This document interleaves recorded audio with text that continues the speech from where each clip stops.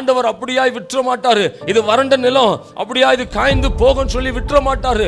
அதுக்குன்னு ஒரு காலம் வரும், அதுக்குன்னு ஒரு காலம் வரும். அதனால தான் சொல்றேன், ஆண்டவரால கூடாத காரியம் ஒன்று இல்லை. நாம் ஒருவேளை நினைக்கலாம், இது என்னால முடியல, இதுக்கு மேல எனக்கு மேல, அதான் எல்லை, அவ்வளவுதான். நாமளே ஒரு பவுண்டரி போட்டுருவோம்.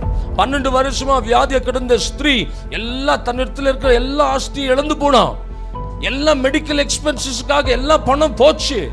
அது வரைக்கும் அவன் நினைக்கல கர்த்தரை. அது வரைக்கும் வறண்ட நிலத்துல, வறண்டு போயிருந்த வாழ்க்கையில, எதுவுமே முடியாத நேரத்துல, எங்க போய் மனிதத்துல சந்திக்க முடியாத ஒரு சூழ்நிலை.